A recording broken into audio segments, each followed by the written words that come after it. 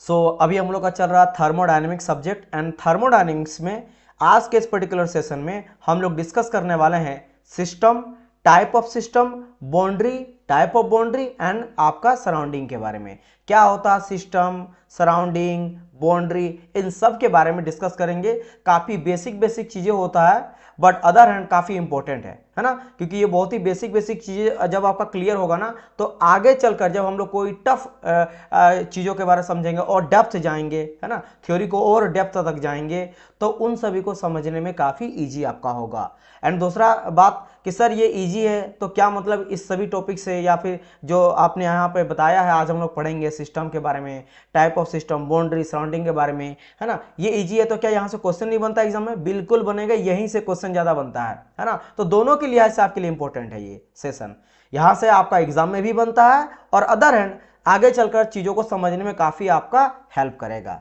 तो सेशन को स्टार्ट कर देते हैं, ठीक है। चलिए, तो सबसे पहले आ जाता है मेरा थर्मोडायनेमिक्स का डेफिनेशन। यहां से हम लोग स्टार्ट करेंगे डेफिनेशन के साथ कि व्हाट मीन बाय थर्मोडायनेमिक्स, क्या मतलब होता है थर्मोडायनेमिक्स का। तो देखो, जब बात करते हैं थर्मो, मैंने आपको पहले भी बताया था कि थर्मो मीन्स होता है हीट। थर्मो मीन्स क्या होता है? हीट, उष्मा। एंड डायनेमिक्स मीन्स होता है मोशन करना, मतलब कि उष्मा का गति, मोशन मतलब गति, तो हीट का मोशन या फिर उष्मा का गति करना ही मेरा क्या कहलाता है? थर्मोडायनेमिक्स कहलाता है। अब हीट का मोशन हम लोग क्यों करते हैं? तो हीट को हम लोग ट्रांसफर करते हैं एक फॉर्म एनर्जी से दूसरे फॉर्म ऑफ एनर्जी में, लाइक हीट एनर्जी से वर्क एनर्जी में कन्वर्ट करते हैं। और मोस्ट ऑफ द इंजीनियरिंग जो इंजन्स होता है, जो इंजीनियरिंग एप्लीकेशन जो इंजन से चलाए जाते हैं, उन सभी जगहों पे आप देखोगे क्या कि हम लोग सबसे पहले हीट लेते हैं, यानी जो भी कंबसन आप करवाते हो जैसे कोयला से या फिर पेट्रोल से या डीजल से या चारकोल से या किसी तरह का सीएनजी गैस से, हम लोग जो ये डालते हैं फ्यूल के तौर पे डाला जाता है इंजन के अंदर, वो इंजन के अंदर जाता है, वहाँ कंबसन होता है यानी जलता है। जलने के बाद आपको मिलता क्या? यही हीट मिलता है।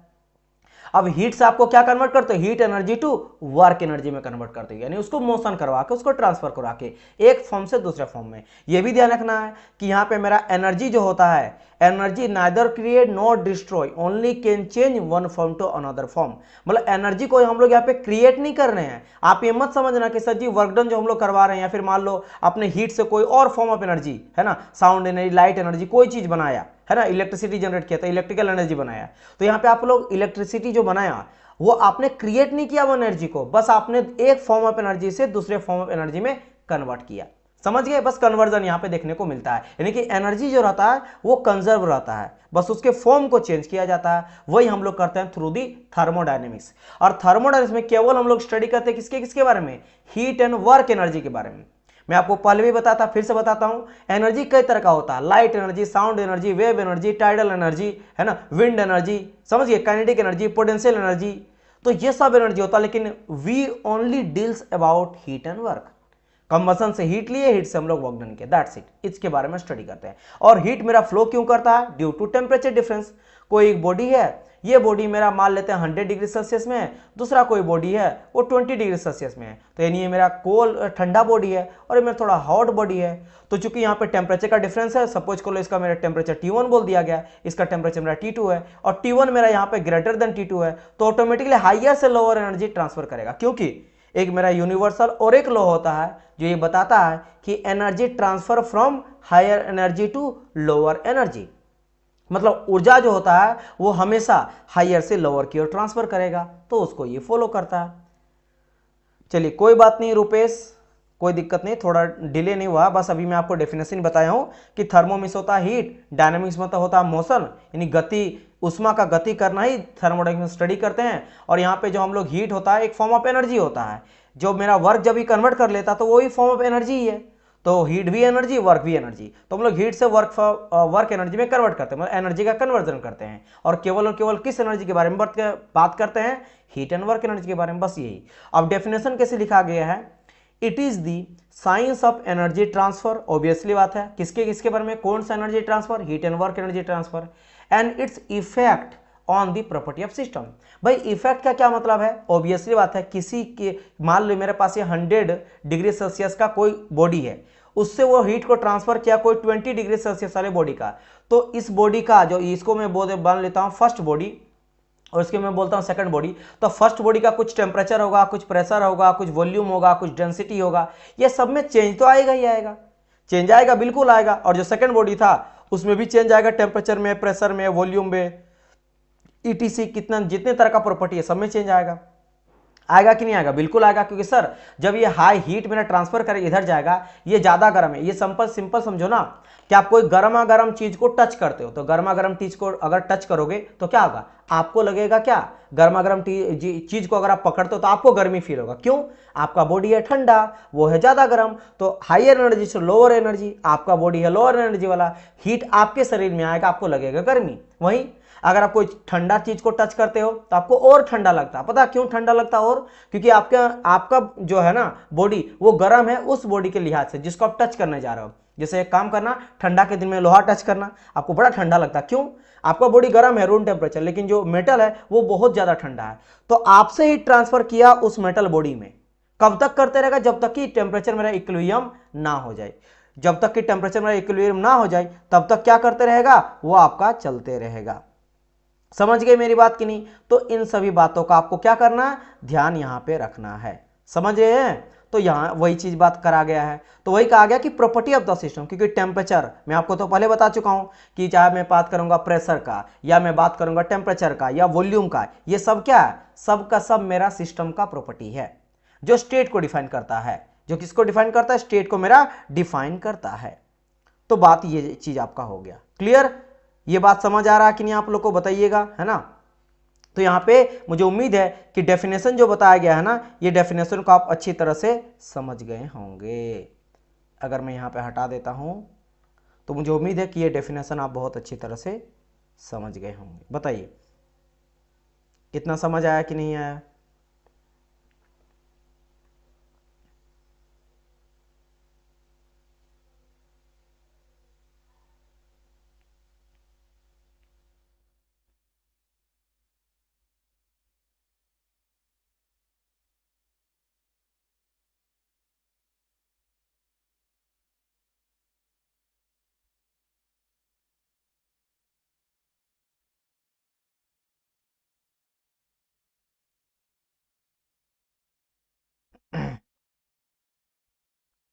क्लियर? यस, क्लियर हो गया ना? बिल्कुल बिल्कुल। तो वही चीज है। तो देखो वही कहा गया है that it is the science of energy transfer and its effect on the property of system. क्योंकि जिसमें आप देखो ना भाई, किसी भी चीज को आप, मैंने कहा ना कि आप अपना, मान लो कोई टब है, गर्मा गर्म पानी है, इसमें हाथ अपना डाल दो। जैसे हाथ अपना डालोगे तो क्या होगा? आपका बॉडी गर्म होने लगेगा, यानी आपके बॉडी का टेम्परेचर, प्रेशर, वॉल्यूम वगैरह क्या हुआ? चेंज हो गया। और ऑब्वियसली बात है, जिस गर्म पानी में आप हाथ डाले हो उसका क्या होगा? उसका घटेगा, क्योंकि उसका आप हीट ले रहे हो, है ना। जैसे गर्म पानी में ठंडा मिला रहे हो, राइट। तो ट्रांसफर एनर्जी होता तो प्रॉपर्टी भी चेंज होता है। तो प्रेशर, टेम्परेचर, वॉल्यूम, ये सभी क्या? These are property of the system. तो वही चेंज हम लोग देखते हैं। Clear? Saroj, very good evening dear, very good evening. चलिए तो अब बढ़ते हैं आगे। नाउ अब मैं यहां पे बात क्या करता हूं, और हम लोग और एक डेफिनेशन देखते हैं थर्मोडायनेमिक्स का, that thermodynamics is the study of disorder form of energy to the, या फिर disorganise form of energy to the organise form of energy. समझ गए? मतलब क्या होता है? डिसऑर्डर फॉर्म ऑफ एनर्जी होता है, डिसऑर्डर से लेकर, आपका डिसऑर्डर बोलो या फिर डिसऑर्गेनाइज बोल लो, जैसे भी बोल सकते हैं। जैसे यहाँ पे डिसऑर्गेनाइज लिखा गया है, लेकिन कभी कभी किसी किसी बुक में आप लोग को, ये मैं डेफिनेशन क्यों लिखा रहा हूं ना, क्योंकि ये डेफिनेशन कई बार आपके एग्जाम में पूछा जाता है। ये पूरा डेफिनेशन लिख देगा कि थर्मोडायनेमिक्स इज दी, या फिर ये नहीं लेगा, आपको डायरेक्ट बोलेगा the study of disorganise form of energy to organise form of energy is called, तो आपको बोलना थर्मोडायनेमिक्स। ठीक है। अब बात करते हैं सर यहाँ पे क्या मतलब है डिसऑर्डर या फिर डिसऑर्गेनाइज फॉर्म ऑफ एनर्जी किसको बोल रहे हैं, और ऑर्गेनाइज फॉर्म ऑफ एनर्जी किसको बोल रहे हैं? तो डियर, हीट को हम लोग डिसऑर्गेनाइज फॉर्म ऑफ एनर्जी बोलते हैं, हीट को। और जो वर्क मेरा होता है, वर्क हम लोग बोलते हैं ऑर्गेनाइज फॉर्म ऑफ एनर्जी। अब बता रहे हैं आपको क्यों। देखो, हीट को जनरेट करना कोई बड़ी बात नहीं है। कैसे? एक काम करो, आप थप्पड़ मारो, आपका गाल लाल हो गया, देखो छू के गर्म हो जाएगा। आप हाथ को रगड़ो, गर्म हो गया। आप रनिंग करो, गर्म हो गया। 2 मीटर पीस को रगड़ो, गर्म हो गया। हीट जनरेट करना कितना इजी बात है।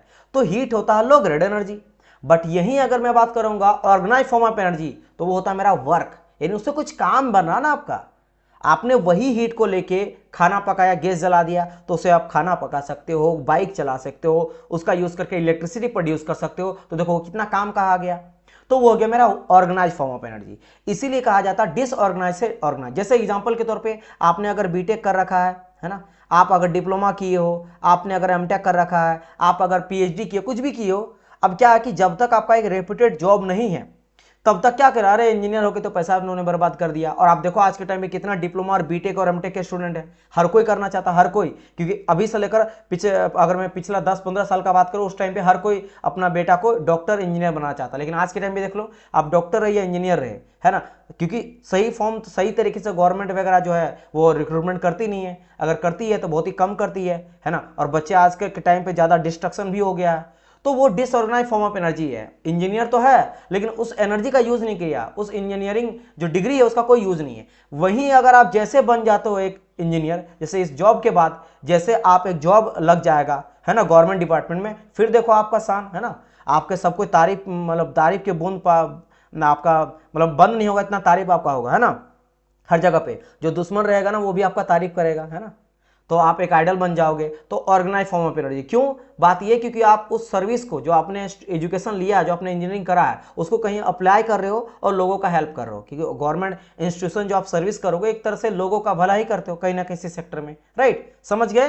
तो ये चीज आपका हो गया। इसीलिए कहा जाता है disorganise form of energy to organise form of energy, conversion करते हैं। चलो, तो ये भी डेफिनेशन समझ गए। अब बात करते हैं सिस्टम क्या होता है, बाउंड्री क्या होता है और सराउंडिंग क्या होता है। देखो, सिस्टम मतलब होता है कि जिस चीज के बारे में हम लोग स्टडी कर रहे हैं, दैट इज योर सिस्टम। जैसे मेरा हाथ में ये एक बोतल है परफ्यूम का। अब मैं ये देखना चाहता हूं कि इसको मैं आग में रखूंगा तो इसके अंदर का गैस का प्रेशर, वॉल्यूम, डेंसिटी, ईटीसी, जितनी भी चीज है, अलग अलग चीज, स्पेसिफिक एनर्जी, कुछ भी देख रहे हैं, इन सब का कितना बढ़ रहा, कितना घट रहा, है ना।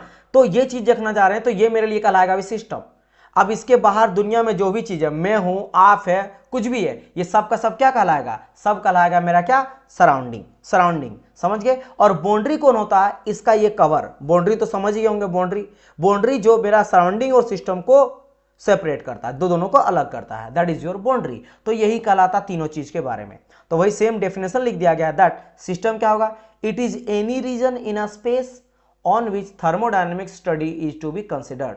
जहां पे हम लोग थर्मोडायनेमिक स्टडी करते हैं वो क्या हो जाता है, मेरा सिस्टम कहलाता है। जैसे कि मान लेते हैं कि आपका रूम है, तो रूम आपका है, रूम के अंदर आप हो, तो आप 2 भाई बहन हो या 3 भाई बहन हो, इन तीनों के बारे में देख रहे हैं कि भाई इन लोग क्या बिहेवियर करता है, कैसा दिन चलता है, मतलब जो भी चीज़ है। आप कलर देखना चाहता है, वो करता क्या है, बच्चा किधर जाता है, किधर मूवमेंट करता है, वो दिन भर करता क्या रूम में, ये देखना चाह रहे हैं। तो वो मेरे लिए भी फिलहाल सिस्टम है। अब उसके बाहर जितना कुछ है सब क्या है, मेरा सराउंडिंग है, ये सब कुछ सराउंडिंग हो गया, है ना। अंदर का क्या, अंदर वाले को मैं सिस्टम बोल दिया। और बाउंड्री क्या, जो दीवार जिसको मैं घेर दिया हूं कि इसी के अंदर देखना।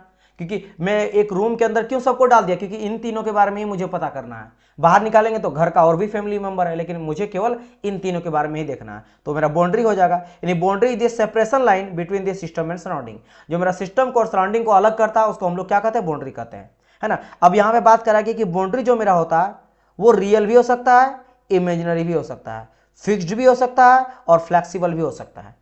ये ध्यान रखना है।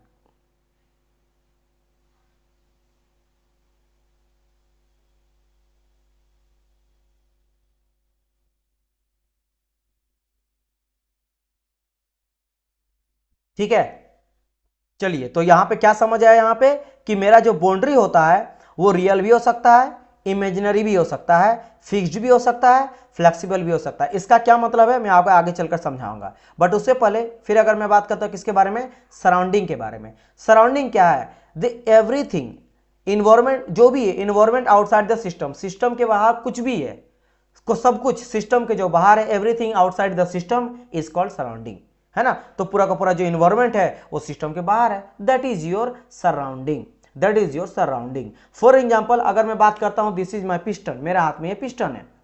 अब ये इस पिस्टन में है, अब इस पिस्टन को अगर मैं मान लो देखना चाहता हूं, मान लो किसी भी सराउंडिंग में रख देता हूं, है ना, और रख देता हूं और देखना चाहता हूं कि इसका कितना स्ट्रेंथ वगैरह है, जैसे इस पर लोड गिराया जा रहा है तो टूटता फूटता कब है, तो ये मेरे लिए सिस्टम कहलाएगा। बाकी सब क्या कहलाएगा? सराउंडिंग। और इसका जो भी इसको कवर करके जहां रखा जाएगा, जिस जगह पे हम लोग स्टडी करेंगे, दैट इज जो आपका क्या होगा, वो कहलाएगा मेरा आपका boundary. Right, clear my point और नॉट। चलो अगर इतना समझ गए तो डिस्कस कर लेते हैं कि मैंने जो ये कहा आपको कि बाउंड्री मेरा रियल भी हो सकता है, इमेजिनरी भी हो सकता है, फिक्स भी हो सकता है, फ्लेक्सिबल भी हो सकता है। यहां पे आपको पता चलेगा। देखो बाउंड्री, जैसे कि आपका गैस का सिलेंडर, इसीलिए मैं फिगर ऐसा लाया हूं, आप रिलेट कर सकते हो। देखो इसके अंदर क्या है, मेरा गैस है ना, तो आप बोलेंगे सर एक चीज बताओ कि अंदर में जो गैस है ये अगर कहलाएगा मेरा सिस्टम, ये मेरा क्या कहलाएगा? सिस्टम कहलाएगा। राइट, और बाहर क्या कहलाएगा? सराउंडिंग। बाहर मेरा क्या कहलाएगा? सराउंडिंग कहलाएगा। राइट, अच्छा, तो दिस इज माई सिस्टम। तो ये मेरा कितना गैस भरा हुआ है? तो सिस्टम बोलेंगे सर ये चारों ओर एक बाउंड्री मेरा है ना, इस इतने में ही मेरा गैस है, इतना ही मेरा गैस है। तो दिस इज जो मैंने घेरा, ये घेरा, तो दिस इज क्या? ये मेरा बाउंड्री है, बाउंड्री है। तो मैं अगर बोलूंगा कि ये बाउंड्री तो सर मेरा फिक्स्ड हो गया, ये पूरी तरह से फिक्स्ड है। फिक्स्ड है कि नहीं? बिल्कुल सर मेरा फिक्स्ड है, इसको हिलेगा डुलेगा नहीं, इतना ही रहेगा। अब इसके अंदर का गैस अगर मेरा 10 लीटर है, या 5 हो गया, या 4 हो गया, या 2 kg गैस है, जितना भी है ना, जितना भी गैस आप भरवाते हो ना, तो जितना भी है अगर मैं केजी में लेके चलूं, हाफ केजी वो जगह तो इसी में रहेगा, उसको ज्यादा आपका घूमने फिरने का टाइम मिल गया है ना।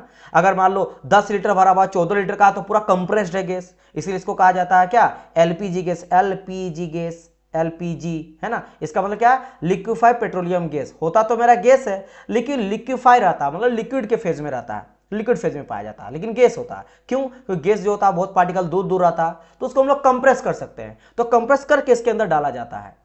समझ गए? यानी कहने का मतलब है कि इसका जो बाउंड्री है वो मेरा फिक्स्ड है, वो चेंज नहीं हो रहा है, चाहे गैस मेरा घट रहा है या बढ़ रहा है।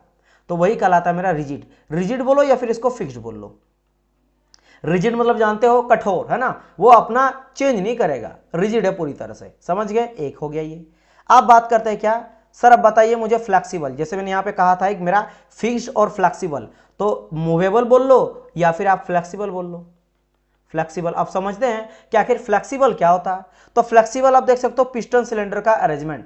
जैसे मेरा हाथ में जो पिस्टन है ना, ये क्या होता है कि सिलेंडर के अंदर मूवमेंट करता है ऐसे ऐसे। देखो जैसे यहां से समझाया गया है, अगर आप फिगर देखते हो ना, ये वाला, ये फिगर देखो और मेरा हाथ में देखो, तो यहाँ पे क्या अंदर देख सकते हो, ये मेरा पिस्टन है, ये पिस्टन है ना, ये पिस्टन रहा, ये वाला, ये आपका पिस्टन है इतना, दिस इज योर पिस्टन।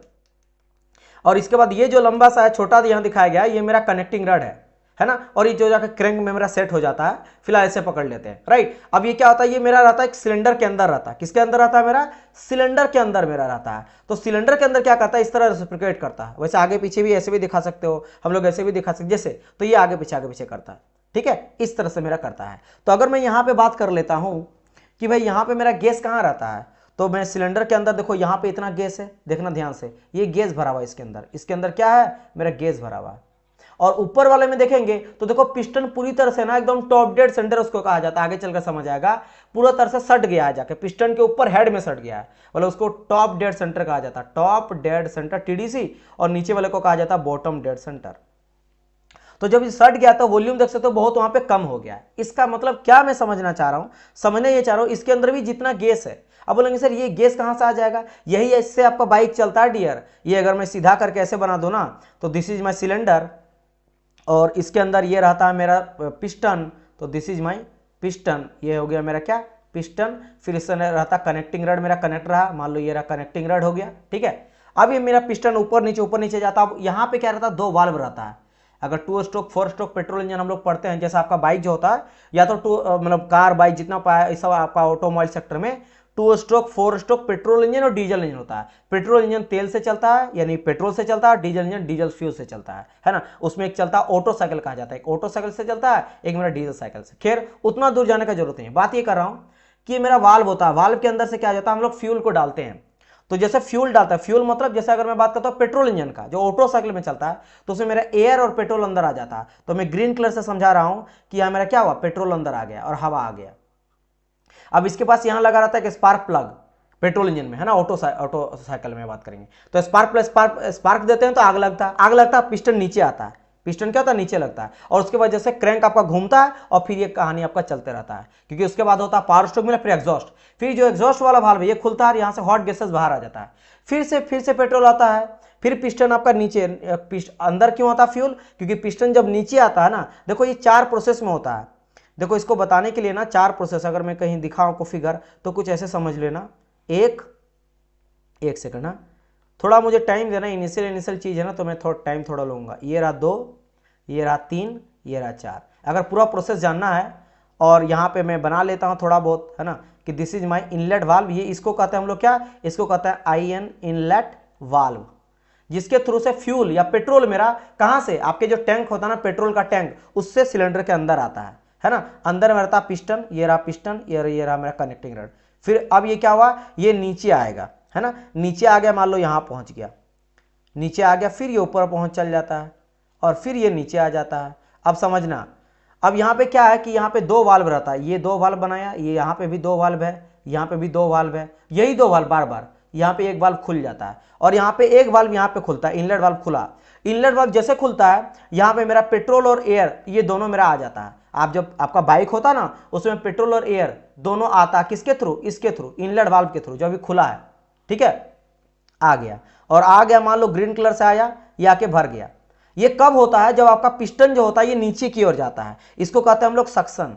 क्या कहते हैं हम लोग, सक्शन स्ट्रोक कहा जाता है। स्ट्रोक होता है, ऊपर में होता है टॉप डेड सेंटर, नीचे में होता है बॉटम डेड सेंटर। अब ये क्या होता है, पिस्टन सबसे ऊपर तक जो जाता है पॉइंट, उसको कहा जाता है टॉप डेड सेंटर, और जो पिस्टन नीचे तक आ सकता है, जितना नीचे तक आएगा उसको कहा जाता है बॉटम डेड सेंटर। और यहां से यहां तक का जो डिस्टेंस ट्रेवल करता है इसको कहा जाता है स्ट्रोक, इसलिए सक्शन स्ट्रोक, यानी पिस्टन का एक बार चलना ऊपर से नीचे, उसको स्ट्रोक कहते हैं। जब सक्शन होता है ना, तो वैक्यूम क्रिएट हो जाता है सिलेंडर के अंदर, और खाली जगह तो ऑटोमेटिकली फ्यूल मेरा आता है एयर के साथ।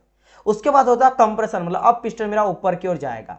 अब यहां पे आ जाता है मेरा क्या, कंप्रेशन, कंप्रेशन स्ट्रोक। अब यहां पे बोलेंगे सर कंप्रेशन क्यों करते हैं, क्योंकि कंप्रेशन से क्या होता है डियर, हम लोग इसका टेम्परेचर और प्रेशर को बढ़ाना पड़ता है, किसका, फ्यूल का। इसके अंदर जो मेरा पेट्रोल और एयर है, इसको जैसे कंप्रेस करेंगे तो उसका प्रेशर और टेम्परेचर बढ़ेगा। क्यों, क्योंकि स्पार्क प्लग जब लगेगा थोड़ा चिंगारी, तो चिंगारी से आग कब लगेगी, जब पहले से गर्मा गर्म रहेगा फ्यूल तब ना, इसलिए कंप्रेस करते हैं, है ना। कंप्रेस कर दिए, उसके बाद यहाँ पे एक रहता है मेरा स्पार्क प्लग, क्योंकि बात करें हम लोग पेट्रोल इंजन का, डीजल इंजन में स्पार्क प्लग नहीं रहता है, तो यहाँ पे स्पार्क प्लग रहा है। स्पार्क प्लग से स्पार्क देता है, जैसे स्पार्क दिया आपको वहां पे आपका क्या मिला, झटका मिला, और जला पूरा फ्यूल। जलता तो कंबसन होता है, कंबसन तो हीट जनरेट होता है, उसी हीट का वर्क डन होगा भी। तो यहाँ पे आपका स्पार्क प्लग दिया जाता है थर्ड वाले में, इसीलिए थर्ड वाले को कहा जाता है पावर स्ट्रोक, पावर, या फिर इसको कहा जाता है एक्सपेंशन, एक्सपेंशन स्ट्रोक या पावर स्ट्रोक। और लास्ट में जैसे पावर मिला तो फिर से पिस्टन नीचे आता है, क्योंकि पिस्टन को धक्का देता है, नीचे आया। अब इसके बाद ये एग्जॉस्ट वाल्व खुल जाता है, इसको कहा जाता है एग्जॉस्ट वाल्व। अब यहां से जितना हॉट गैस है, जो धुआं बेसिकली बात करेंगे, हॉट गैसेस धुआं, वो धुएं सारा बाहर हो जाता है, किसके थ्रू, साइलेंसर के थ्रू, साइलेंस के थ्रू बाहर हो जाता है। कब, जब ये फिर से ऊपर की ओर जाता है मेरा पिस्टन, और उसके बाद फिर से ये कहानी रोटेट होने लगता है, घूमने लगता है। फिर आपका इनलेट वाल्व खुलेगा, फ्यूल पेट्रोल एयर आएगा, फिर सक्शन हुआ, फिर कंप्रेशन से दबाएगा, फिर प्रेशर टेम्परेचर बढ़ेगा, फिर पावर स्ट्रोक दिया जाएगा, फिर आग लगेगा, फिर एक्सपेंशन होगा, है ना, और फिर आपका ऊपर वाल्व खुलेगा, बाहर जाएगा। ये होता है कहानी। अब ये कहानी में मैं क्यों बताया आपको, इसलिए बता रहा हूं कि इसमें आप पूरा का पूरा देखोगे कि भाई पेट्रोल तो कहीं लीक मेरा करता नहीं है, इंजन से तो पेट्रोल जितना आ गया, तो चाहे मेरा देखो वॉल्यूम पहले इतना छोटा था, फिर जब एक्सपेंशन हुआ नीचे आया तो देखो अभी इतना बड़ा हो गया, फिर छोटा हो गया, फिर बड़ा हो गया। तो बड़ा छोटा जो हो रहा है, तो आप क्या देख रहे हो कि यहाँ पे जो है बाउंड्री तो चेंज हो रहा है। तो बाउंड्री कभी मेरा इतना छोटा रहा है, कभी मेरा इतना बड़ा हो रहा है। तो बाउंड्री इसी को बोलता है फ्लेक्सिबल या मूवेबल बाउंड्री, समझ गए ना, मूवेबल बाउंड्री। लेकिन हाँ, गैस जितना रहेगा उतना ही रह रहा, जो फ्यूल है वो वही है, लेकिन यहाँ पे मूवेबल हो रहा है। इसलिए कहा जाता है पिस्टन सिलेंडर का arrangement is a example of movable boundary और फ्लेक्सिबल बाउंड्री। इसलिए कहा गया था कि बाउंड्री मेरा फ्लेक्सिबल भी हो सकता है और आपका रिजिड भी हो सकता है या फिर फिक्स्ड भी हो सकता है। अब बात करते हैं रियल का इमेजिनरी का, कि मैंने कहा था ये रियल भी हो सकता है और इमेजिनरी भी हो सकता है। ये समझो, मान लेते हैं कि बाउंड्री मैंने क्या कहा, सिस्टम जिसमें स्टडी करते हैं, दैट इज माय सिस्टम, और उसको जो सराउंडिंग से अलग करता है वो मेरा है बाउंड्री। अब मान लेते हैं ये सिलेंडर वाला ही, सिलेंडर के चारों ओर तो मेरा बाउंड्री है ही, तो मैं बोल सकता हूं कि ये सर बाउंड्री मुझे दिखाई दे रहा है, तो ये बोलूंगा मैं रियल बाउंड्री है, ये कैसा रियल मेरा बाउंड्री है। लेकिन अगर मैं क्या करता हूं, एक क्लासरूम लेता हूं, उस क्लासरूम में जैसे यहां देख सकते हो 6 बच्चा है, मैं 2 बच्चा के बारे में स्टडी करना चाहता हूं, 2 बच्चा के बारे में, तो आप ऐसा तो नहीं करते हो जाके चारों ओर दीवार लगा देते हो, दीवार से तो नहीं खड़ा कर देते हो, लेकिन दोनों के बारे में स्टडी करना है। मान लो कोई बोला कि दोनों बच्चा बहुत बदमाशी करता है, आप लोग को स्टडी करना है। आप दोनों बच्चे के बारे में देख रहे हो कि वो क्या ही बदमाशी करता है ना, बदमाशी देखते हैं क्या क्या वो करता है, स्टडी करो उन दोनों के बारे में, तो दोनों में हो जाएगा आपका सिस्टम। और बाहर का चीजें जो बाहर का जितने स्टूडेंट है कुछ भी हो रहा है वो आपके लोग सराउंडिंग। और चारों ओर जो आपने इमेजिनरी बाउंड्री क्रिएट करा कि इसी के बारे में देखना है, तो हो गया आपका। वो कैसा बाउंड्री हो जाएगा? इमेजिनरी मेरा बाउंड्री होगा। फिर बोलेंगे सर सिस्टम क्या हो गया? गैस के बारे में हम लोग स्टडी करते हैं, एनर्जी के बारे में। तो मान लेते हैं अलग अलग तरह का प्लेनेट है, अलग अलग तरह गैसेस है, तो आप कोई भी एक, जैसे मिल्की वे हम लोग स्टडी करते हैं उसके बारे में, उसका बिहेवियर, ब्लैक होल कैसे बनता है, स्टार कैसे बनता है, सन कैसे बनता है ना, ये सब के बारे में। तो एक हम लोग देते हैं कि हम लोग केवल इसी गैलेक्सी के बारे में स्टडी कर रहे हैं, तो हम लोग ऐसा तो नहीं कि चारों ओर वहां कोई बाउंड्री जाके घेर देते हैं, है ना। इमेजिनरी मान लेते हैं कि ये मेरा सिस्टम है, तो वह मेरा इमेजिनरी बाउंड्री हो जाएगा। Clear? Good evening dear, good evening civil practice knowledge, very good evening. कोई बात नहीं, आप थोड़ा पीछे से देख लेना, कोई दिक्कत नहीं है। तो ये चीज आपका हो गया। तो इसीलिए कहा गया है कि बाउंड्री में बी रियल, में बी इमेजिनरी और में बी फिक्स्ड और फ्लेक्सिबल। और बाकी सराउंडिंग तो आपका हो ही गया। अच्छा, सराउंडिंग में एग्जांपल आ जाता, सराउंडिंग किसको बोलते हैं? चलो मैं आगे चलकर बता रहा हूं अभी आप लोग को। चलो ये चीज है, देखो अब यहां पे बात करते हैं हम लोग यूनिवर्स का। यूनिवर्स आपको पता ही है, देखो यूनिवर्स में इस तरह का फोटो लिया हूं क्योंकि यूनिवर्स में आपको हर एक चीज मिल जाएगा, ढेर सारा गैलेक्सी वगैरह। देखो कितना छोटा छोटा आपको नजर आ रहा है, ये अलग अलग हो सकता है, इसमें कोई मिल्की वे है जो हम लोग का है ना, देख सकते हो छोटा छोटा है, इसमें स्टार स्टार, मतलब आपको पता नहीं, ये बहुत बड़ा पूरा ब्रह्मांड लिया गया और इसका कोई फाइनाइट नहीं, मतलब इनफाइनाइट है ना, कोई इसका अंत नहीं है, अनंत है। तो अगर अब आप बोलेंगे कि सर यूनिवर्स जो होता है, यूनिवर्स किसको बोलेंगे? तो सिस्टम और सराउंडिंग को जब जोड़ देते हैं तो मेरा यूनिवर्स बन जाता है। यानी आप लिख सकते हो कि यूनिवर्स इक्वल टू क्या आ जाएगा? यूनिवर्स इक्वल टू हो जाएगा मेरा सिस्टम प्लस सराउंडिंग। तो सिस्टम प्लस सराउंडिंग को हम लोग क्या बोलते हैं? यूनिवर्स बोल देते हैं। सिस्टम प्लस सराउंडिंग को क्या बोल देते हैं हम लोग? यूनिवर्स बोल देते हैं। ऐसा क्यों? ऐसा क्यों? आप बोलेंगे सर एक चीज बताओ, हम लोग यूनिवर्स को भी तो सिस्टम मान सकते हैं अगर हम लोग को बाउंड्री पता चल गया तो, कि हां मेरे यूनिवर्स का इतना बड़ा यूनिवर्स है, यूनिवर्स के बाद ये खत्म हो गया। लेकिन आज तक जितना ह्यूमन को नॉलेज है, जितना हम लोग जिस लेवल तक जितना भी जानते हैं आज के टाइम पे, हम लोग चंद्रमा पहुंच गए हैं, मून तक पहुंच गए हैं, कहीं भी पहुंच गए हैं, है ना, अब मार्स तक पहुंच गए, फिर भी सन तक चल गया है, लेकिन फिर भी हम लोग को ये नहीं पता कि हम लोग का यूनिवर्स का अंत है या नहीं है। तो हम लोग ये मान के चलते हैं कि कोई भी चीज जो सिस्टम और सराउंडिंग में आ जाता है वो मेरा यूनिवर्स आएगा। जिस दिन पता चल जाएगा कि इतना ही बड़ा मेरा यूनिवर्स है, इससे बाहर कुछ और चीज है, तो फिर मैं ये भी सिस्टम मेरा हो जाएगा। उस दिन हम लोग बोलेंगे कि सिस्टम भी मेरा यूनिवर्स हो सकता है।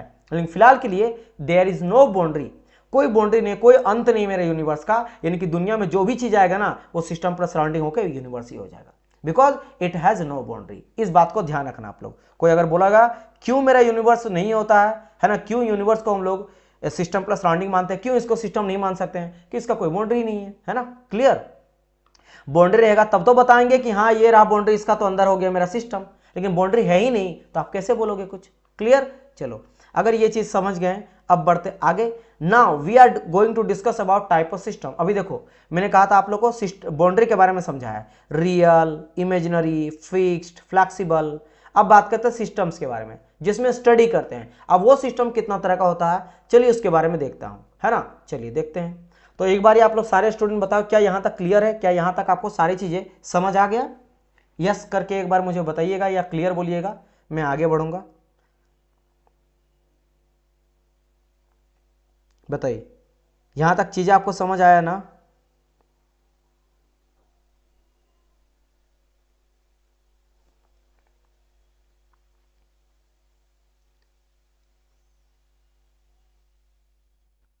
क्या यहां तक सारी चीज समझ आया? चलिए रूपेश बोल रहे हैं यस सर।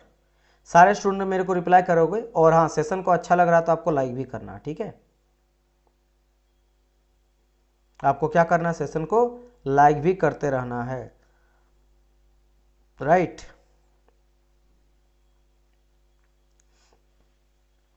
चलिए तो देखते हैं अब हम लोग सिस्टम के टाइप्स के बारे में। देखो सिस्टम मैंने कहा जिसमें स्टडी करेंगे, दैट इज योर सिस्टम। अब ये सिस्टम मेनली तीन तरह का होता तो और कई तरह का, सबके बारे में डिस्कस करेंगे, लेकिन मेन तीन तरह का होता है। एक होता है मेरा क्लोज सिस्टम, एक हो जाता है मेरा आइसोलेटेड सिस्टम, और एक हो जाता है मेरा ओपन सिस्टम। वैसे जनरली आप क्या देखते हो बुक्स वगैरह में, कोई बच्चा अगर देखे होंगे, पढ़े होंगे पहले, तो आ जाता है कि मेरा सबसे बोला जाता है ओपन, फिर कहा जाता है मेरा क्लोज, और फिर कहा जाता है मेरा आइसोलेटेड।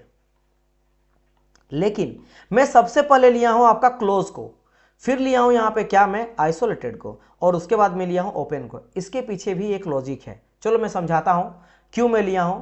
तो देखो, जब मैं बात करता हूं क्लोज सिस्टम का, तो क्लोज जो मतलब होता है, क्लोज मतलब बंद, मतलब बंद, सिंपल सा, इसमें कोई बड़ा मीनिंग नहीं है। जैसे कि आप चाय पीते हो, तो गर्मा गर्म मम्मी मान लो चाय बना के दिया, बहन, या फिर आप खुद चाय बनाए हो, और क्या किया, आप एक कप से ढक दी हो, है ना, एक कप से कोई फ्रेंड आपका चाय बना के दिया, फिर आप खुद बनाए हो, मॉर्निंग में बनाते हो, आपने एक कप से ढक दिया। अब ये किस तरह का सिस्टम कहलाएगा, तो this is your close system, close system कहलाएगा। या फिर आप अगर घर में खाना बनाते हो, है ना, कोई पानी उबालते हो, लेकिन ढक के, किसी चीज को ढक के, कई सारा हम लोग डिश बनाते हैं तो हम लोग ढक के बनाते हैं, this is also an example of close system, है ना। या फिर आप मानो गर्मा गर्म कोई चीज खाना बना के और उसको आपने ढक दिया पोर्ट से, तो वो भी क्या होगा, ये भी हो गया आपका क्लोज सिस्टम। तो these all are my close system. अब बात करेंगे सर क्लोज सिस्टम का मतलब क्या है, तो क्लोज सिस्टम का मतलब, चलो चाय से ही पकड़ लो, चाय का जो आपने देखा है वहां पे आपको क्या क्या नजर आ रहा है, क्या क्या दिख रहा है ना।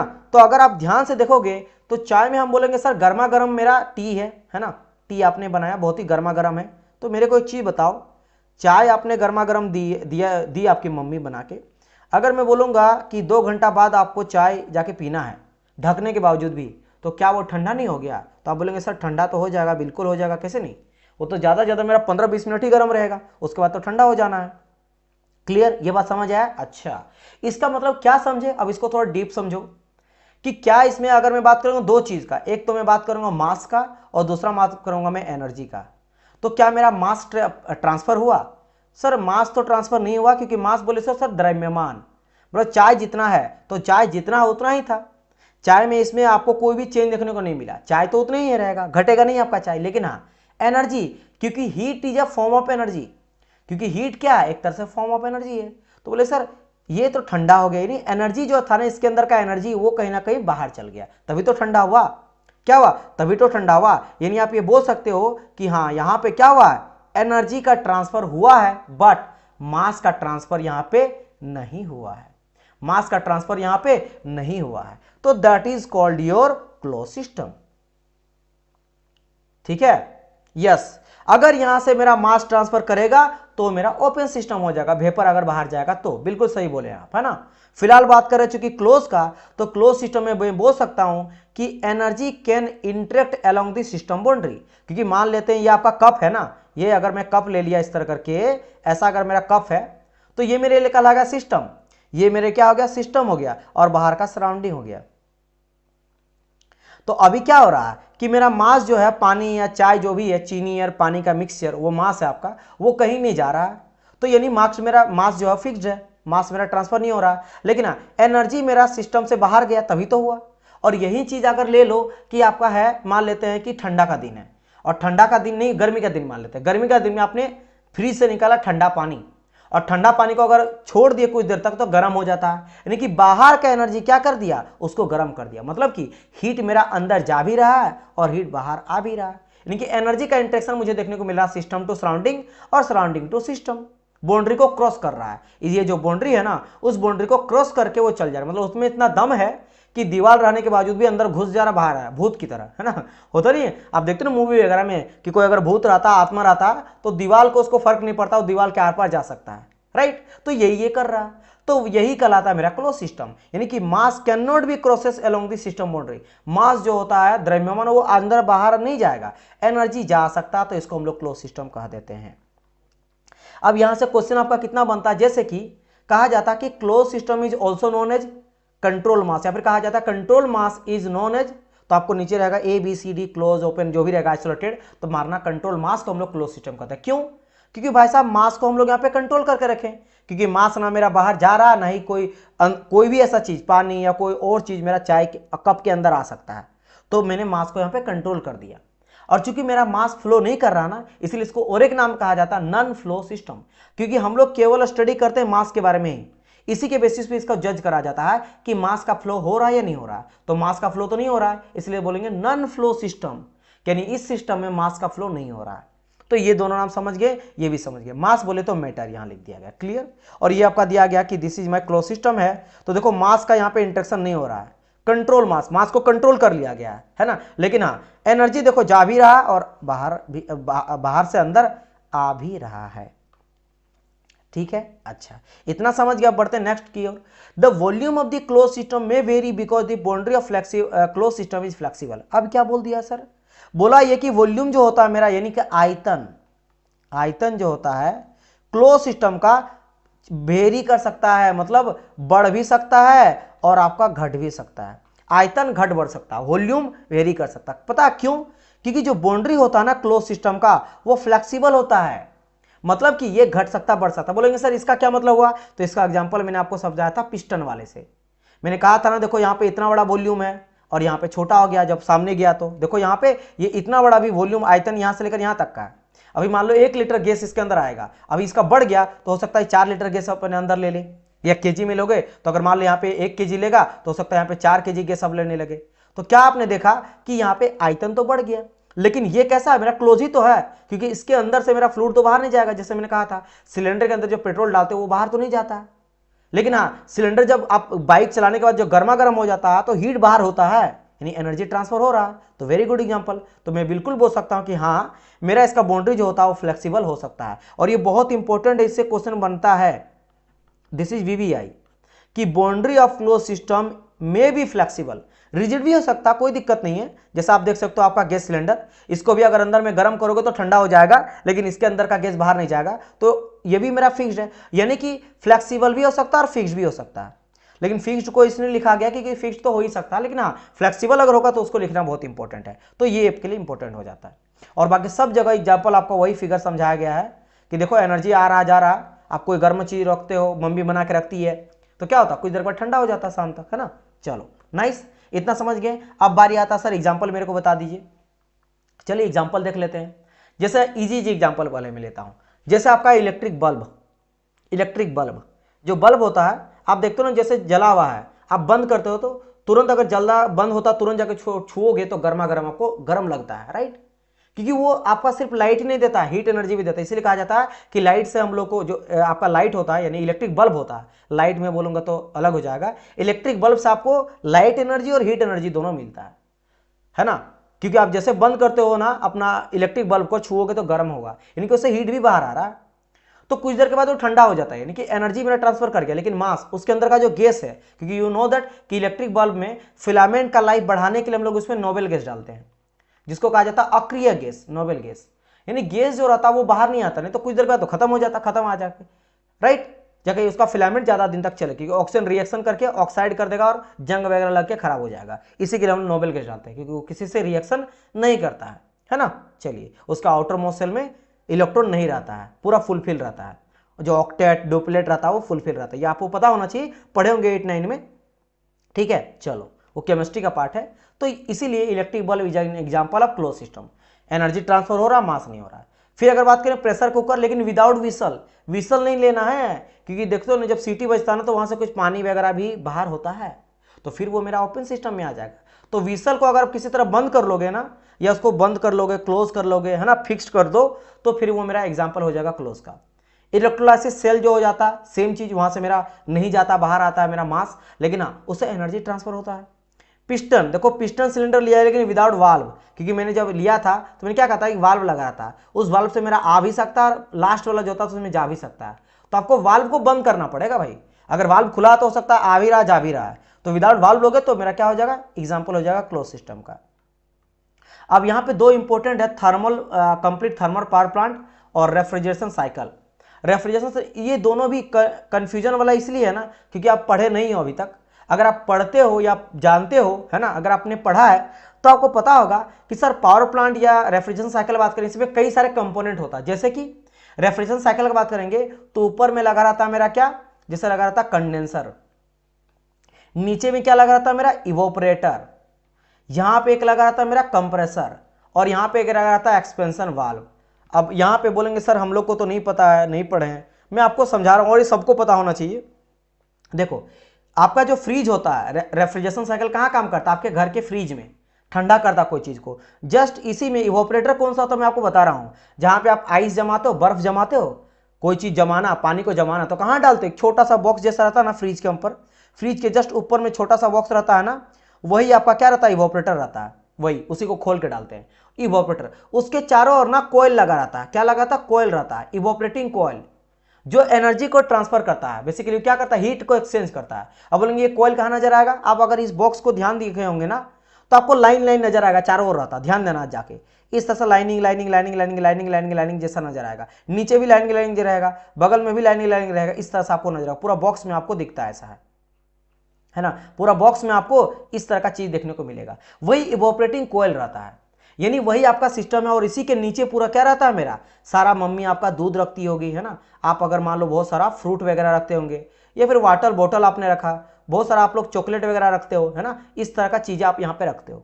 अब काम क्या होता है कि एक होता है रेफ्रिजरेंट। रेफ्रिजरेंट क्या होता है, रेफ्रिजरेंट मतलब वो चीज जो ठंडा करता है चीजों को, रेफ्रिजरेंट वो लिक्विड की तरह रहता है, वो लिक्विड फेज में एंट्री लेता है और बहुत वो ठंडा रहता है। अब वो अपना ठंडा क्या करता है, सिस्टम को दे देता है, यानी कि आपके फ्रूट वगैरह को ठंडा करता है, और जो उसका गर्मी रहता है उसको ले लेता है, किसके थ्रू, इवोपरेटिंग कोयल के थ्रू। इवोपरेटिंग कोयल का काम होता है हीटर की तरह, जैसे गीजर में लगा रहता है इस तरह का दो पाइप मान लो, है ना, एक तरफ से आपने क्या करा, ये मान लो कनेक्शन है आपके इलेक्ट्रिसिटी के साथ, तो आपका गर्म कोयल है, हॉट कोयल है, और ये पाइप है जिससे थ्रू से पानी आ रहा है, तो इधर से पानी आ रहा है, तो पानी मेरा कैसा ठंडा कोल्ड है।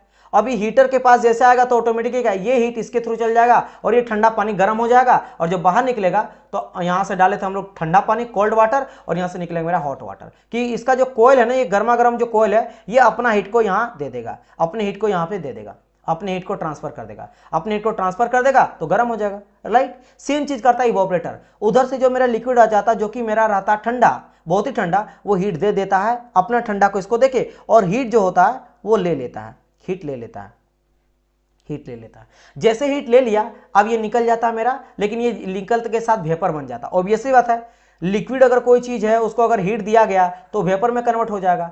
अब वेपर मतलब वो फैल जाता है, क्योंकि गैस हो गया, फैल गया। अब उसको समेटने का काम कौन करता है, मेरा कंप्रेसर। कौन करता है, मेरा कंप्रेसर करता है। तो अभी जो कहां जाता है, कंप्रेसर के अंदर जाता है। अब कंप्रेस उसको कंप्रेस करता है, और कंप्रेस के बाद जाता है कहां पे, मेरा कंडेंसर पे। कंडेंसर का काम रहता है हीट को रिजेक्ट करना, ये भी मेरा हीट एक्सचेंज की तरह काम करता है, इवोपरेटर की तरह।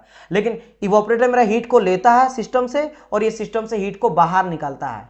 तो इस सिस्टम से हीट को बाहर निकाला, और बाहर निकालने के बाद ये जाता है एक्सपेंशन वाल्व में। एक्सपेंशन वाल्व क्या करता है, प्रेशर को लो करता है और टेम्परेचर को लो करता है, ठीक है, क्योंकि जब यहां से एंट्री लेता है तो इसका प्रेशर जो होता है लो होता है, टेम्परेचर लो होता है, और जब निकलता है यहां भी लो ही रहता है टेम्परेचर प्रेशर, लेकिन जब कंप्रेसर से आता है ना तो यहाँ पे प्रेशर टेम्परेचर हाई होता है। फिर ये बाद की कहानी है, आप ये समझो कि यहाँ पे एक्सपेंशन वाल्व प्रेशर टेम्परेचर को लो करके फिर एंट्री करेगा, ताकि वही रेफ्रिजरेंट चलते रहता है, क्योंकि आप डेली रेफ्रिजरेंट को चेंज नहीं करते हो।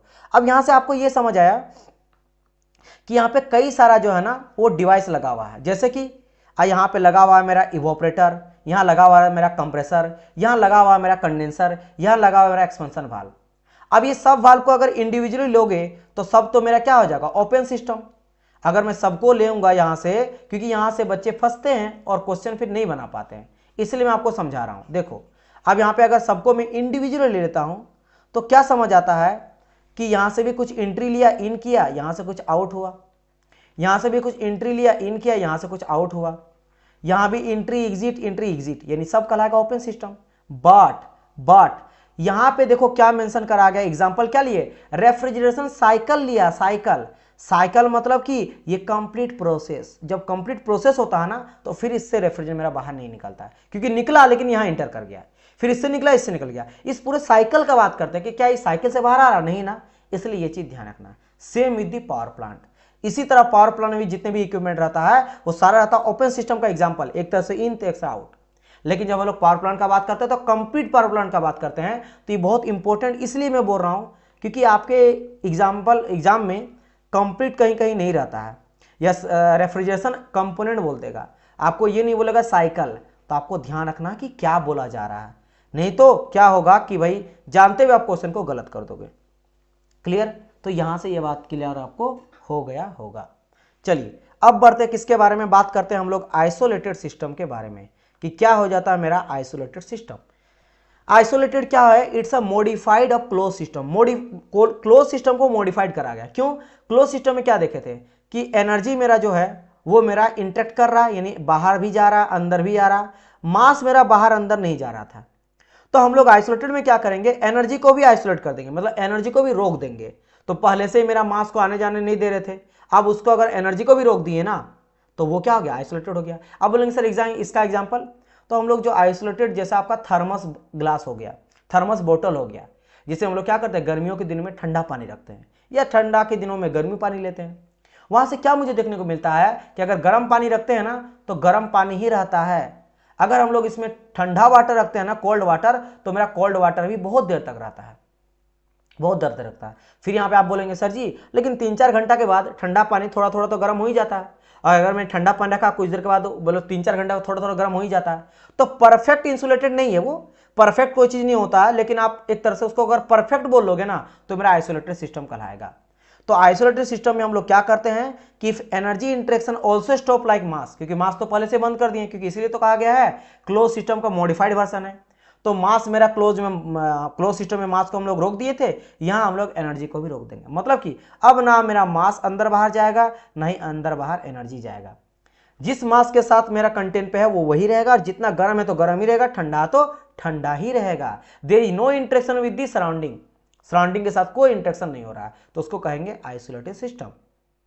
एग्जाम्पल तो मैं आपको एक बार तो बोल दिया यूनिवर्स, क्योंकि यूनिवर्स क्या होता है, यूनिवर्स जो होता है वो मेरा सिस्टम प्लस सराउंडिंग को बोल देते हैं।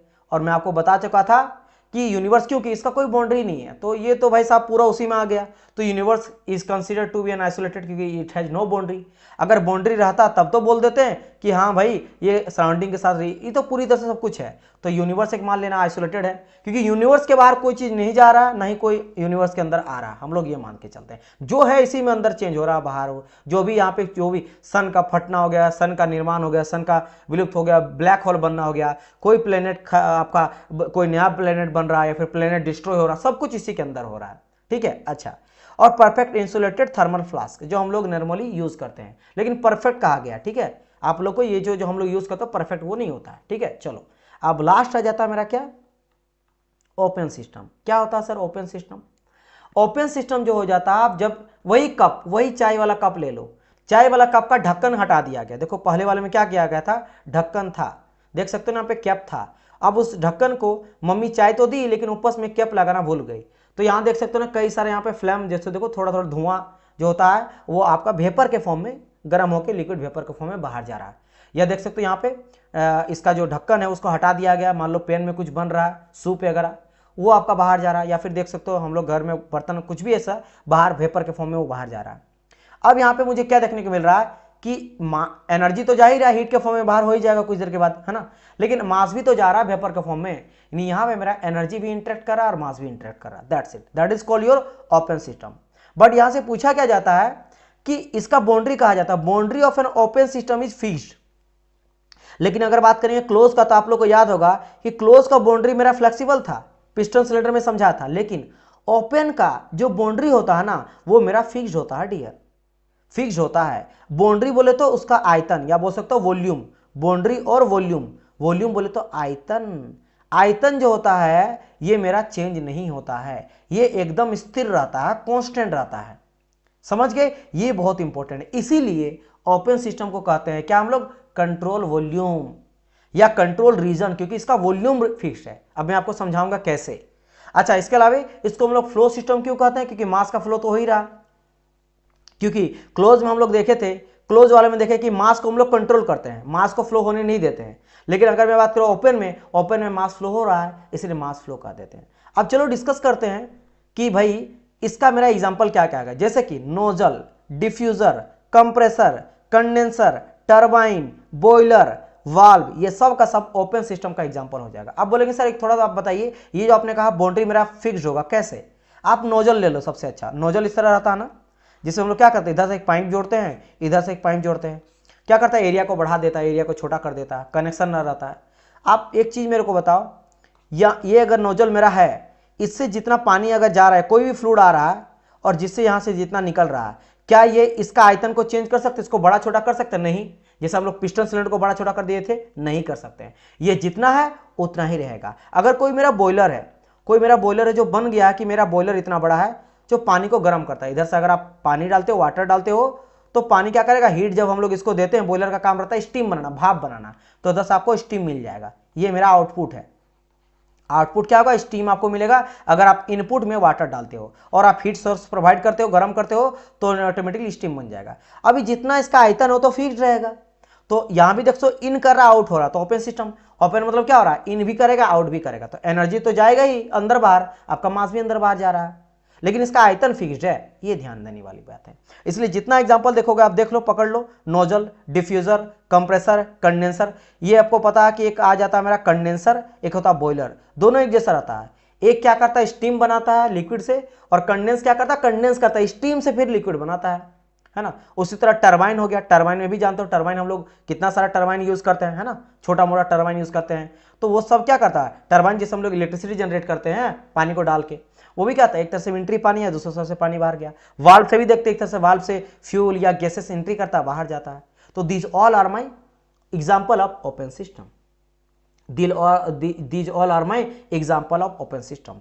तो यहां से आपका हो गया open system, close system, isolated system, clear, समझ गए। नाउ अब बात करते हैं दो और सिस्टम के बारे में। जैसे एक आ जाता है मेरा एडियाबेटिक सिस्टम, और एक आ जाता है मेरा होमोजीनियस सिस्टम, और एक आ जाता है मेरा हेट्रोजीनियस सिस्टम। इन दोनों के बारे में डिस्कस कर लेते हैं, बहुत ही छोटा छोटा टॉपिक है, तुरंत 2 मिनट में हो जाएगा। जब बात करते हैं एडियाबेटिक सिस्टम का, इसका मतलब क्या होता है कि ये मेरा मॉडिफाइड होता है ओपन का। अब बोलेंगे सर ओपन का मॉडिफाइड क्या मतलब, ओपन में क्या देखे थे, देखो मास और एनर्जी दोनों इंटरेक्ट कर रहा है, राइट, दोनों का दोनों मेरा इंटरेक्ट करता है, राइट। तो यहां पे क्या होता है कि यहां भी आपका मास इंटरेक्ट करता है और एनर्जी भी इंटरेक्ट करता है। देखो in this mass and energy can interact. तो बोलेंगे सर अंतर क्या है, अंतर यह है एक्सेप्ट दी हीट एनर्जी। मतलब क्या इसका मतलब हुआ सर, हीट तो एनर्जी ही है, अगर हीट को हम लोग नहीं जाने दे रहे हैं तो एनर्जी को तो रोक दिए। नहीं डियर, एनर्जी कई तरह का होता है। मैंने आपको कहा था ना, एनर्जी मेरा काइनेटिक एनर्जी भी हो सकता है, पोटेंशियल एनर्जी भी हो सकता है, मेरा हीट एनर्जी भी हो सकता है, मेरा लाइट एनर्जी भी हो सकता है, लाइट एनर्जी भी हो सकता है, साउंड एनर्जी भी हो सकता है, वेव एनर्जी भी हो सकता है, और कई तरह का, हजार तरह का एनर्जी। हम लोग को केवल और केवल हीट एनर्जी को रोकना है। मतलब यहां भी मेरा मास जो है ना वो आएगा जाएगा, एनर्जी जो रहेगा ना वो भी आएगा जाएगा, यानी रहेगा तो ओपन के जैसा ही, बट एनर्जी में केवल और केवल हम लोग हीट को आने जाने से रोक देंगे, हीट को आने जाने से रोक देंगे। बस इसी चीज का यहां पे ध्यान देना है, इसी चीज का यहां पे ध्यान देना। तो बन जाएगा मेरा एडियाबेटिक, एडियाबेटिक हीट को केवल रोकेंगे। एग्जाम्पल, तो एग्जाम्पल आप क्या काम करो, अब देखो एक ना एडियाबेटिक वॉल भी होता है। जैसे कि आपका जो आपका थर्मस रहता है, थर्मस में पानी गर्म रहता है, क्योंकि चारों तरफ एडियाबेटिक वॉल लगा दिया जाता है।